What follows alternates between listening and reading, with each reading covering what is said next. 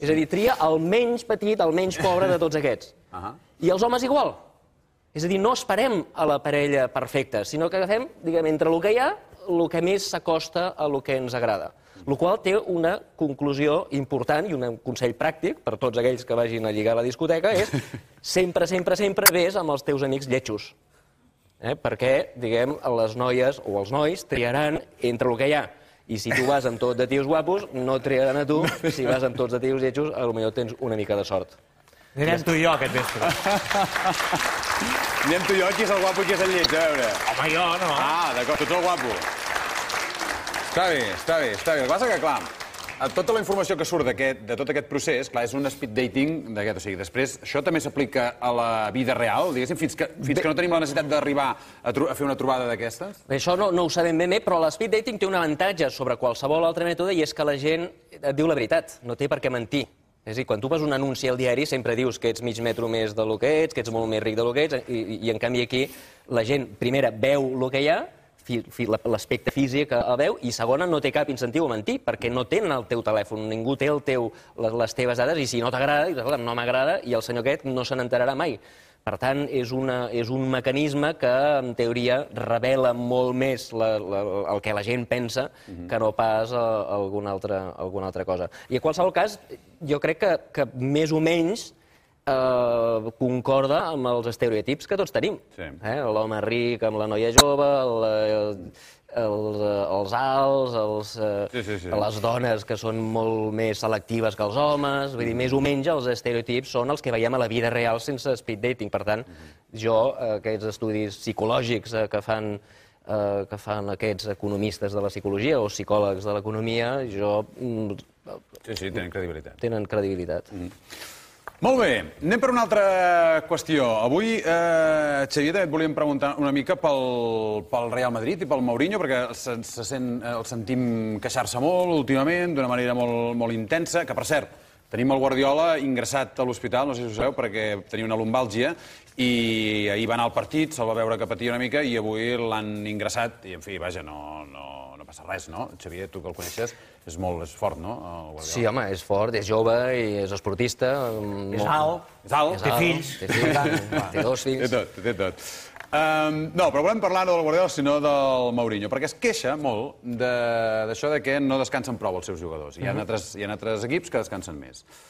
Tu això ho pots analitzar, diguéssim? Sí. Això és una anàlisi molt fàcil i molt ràpid. Anàlisi matemàtic, estem parlant. Matemàtic, és una cosa matemàtica. Apliquem l'economia a les paraules de Mourinho, Mira, comencem per la definició. Dies de descans són els dies que no es treballa o que no es juga a futbol, en aquest cas. Estem d'acord? Sí, totalment.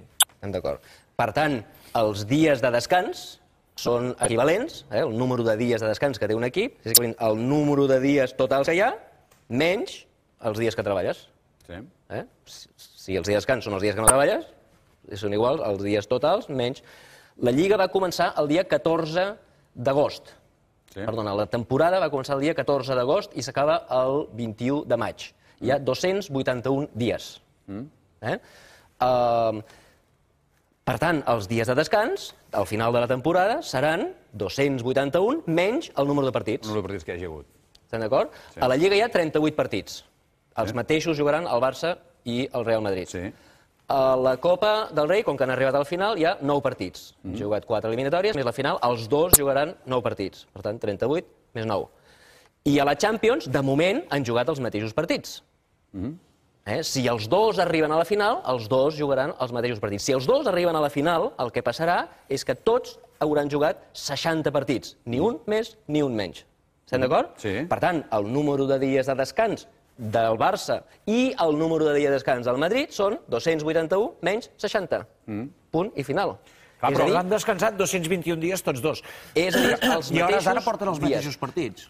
A hores d'ara... Bé, el Madrid en porta un menys. Avui juga. A hores d'ara no, perquè a hores d'ara ells encara no han jugat. És a dir, ells en tenen un dia més de descans que nosaltres, però fixa't que he fet una petita trampa. Era només per fer l'argument de que si juguen el mateix número de partits tindran el mateix número de descans. Estem d'acord amb això? Sí. Sí, no? Passa que no serà el mateix si els juguen tots seguits o si els juguen separats. Tots seguits no els juguen. Juguen un dimarts, un divendres, un diumenge, un dissabte, un diumenge... O sigui, la suma al final del dia dels dies de descans serà la mateixa. Passa que una setmana descansaràs 3 dies abans de dimecres i 4 dies després, la setmana següent faràs al revés. Clar, i el que es queixa per això una mica és que sempre li posen els partits que té menys temps de jugar entre ells, però clar, la setmana següent recupera el que ha perdut. Aquesta queixa no és matemàticament infundada. Si jugues els mateixos partits, tens els mateixos dies de descans. Però fixa't que he fet una petita trampa, perquè he dit la temporada va començar el dia 14 d'agost. La Lliga va començar el 29.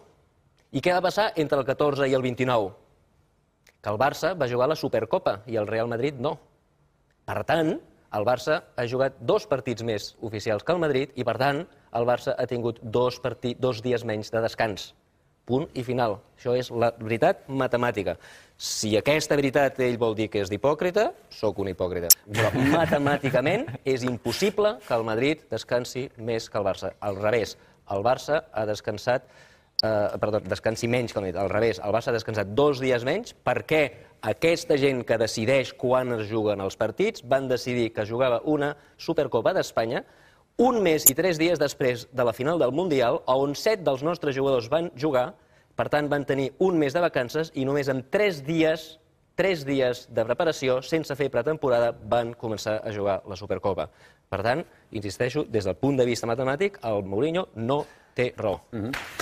No, està bé, el que passa és que tu estàs d'acord amb que és una gran especialista en treure's de sobre... O sigui, de quedar-se ell tota la pressió. Ell centralitza tota la pressió i s'inventa el que sigui necessari per ser el centre d'atenció i deixar que els jugadors en principi estiguin més tranquils, que això tampoc li dona gaires bons resultats després a l'hora de jugar partits. Jo no avaluaré per què ho fa. Jo el que sí que et puc dir és que el seu argument és matemàticament fals. Les raons per el que li fa, si li funciona o no li funciona, jo ja no m'hi fico, jo amb la feina dels altres equips que són al Barça no m'hi fico, de fet no em fico ni amb la feina del Barça, per tant no ho avaluaré. El que sí que et puc dir és, insisteixo, matemàticament fals això que diu el Mourinho. Tu creus per això que ens va més bé que el Mourinho sigui entrenador del Madrid o ens va més malament? O sigui, t'agrada que el Mourinho sigui entrenador del Madrid? Home, el Madrid ha de triar els Arenys. A mi és una persona que em posa una mica nerviós de veure'l quan parla i això, però vull dir, no és la meva feina decidir si... No, però hi ha teories que diu, ostres, que és el millor fitxatge que ha fet el Madrid aquest any és el Mourinho perquè és el que ens... O sigui, és tan... En fi, té aquest caràcter tan difícil. No et diré el que penso del Mourinho, però sí que et diré el que vam fer nosaltres quan estàvem al Barça. Recordes que jo vaig estar al Barça? L'any 2008,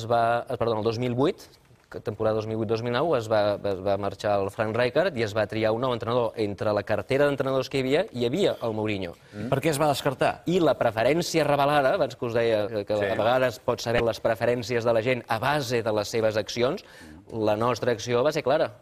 Mourinho no va venir i va venir Pep Guardiola. Però estava en el ventall i per què es va descartar? És que això és la preferència revelada? Això jo no puc explicar com es van prendre les decisions. El que sí que tothom pot veure és la decisió que es va prendre. En un moment en el que calia un entrenador nou, en un moment en el que es deia es necessita disciplina, recordeu que si veuen el jugador i se m'han de farra i el Ronaldinho i aquella pel·lícula, necessitem un tio que imposi disciplina. Aquest senyor és el que més disciplina. Hi havia molta gent, molts dels diaris, molts de gent que ara despotriquen d'ell, molts de la gent que diuen jo ja deia Guardiola en aquell moment. Ningú deia Guardiola, ningú deia Guardiola, però la junta directiva i en particular el president Laporta van triar Guardiola. I això és impepinable. Haguessin pogut triar Mourinho i no el van triar. No estaríem tan tranquils com estem. Xavier Salamartín, moltes gràcies una tarda més. Gràcies, Tian. Anem cap a acabar perquè abans dèiem que el govern està prenent unes mesures per fer-nos estalviar energia, dubtàvem de l'efectivitat d'aquestes mesures, però el que sí que és clar, Josep Lluís, Espartac, és que es pot conduir d'una manera que ens permeti estalviar gasolina del dipòsit que paguem cada vegada que anem a la gasolinera. Això és possible i ara ho demostrarem. Això és possible. La conducció